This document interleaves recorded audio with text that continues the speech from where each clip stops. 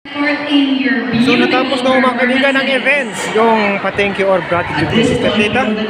So ang kasunod nito ay mga palaro na naman mga kaibigan. Yan po ating aabangan. Salamat po ng marami sa inyong lahat. But before we eat our lunch, let us all stand together and pray. Happy gratitude mga kaibigan. Thank you so much. We request everyone to please also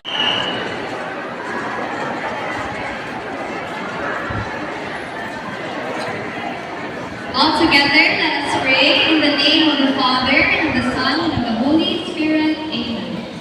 Bless us, O Lord,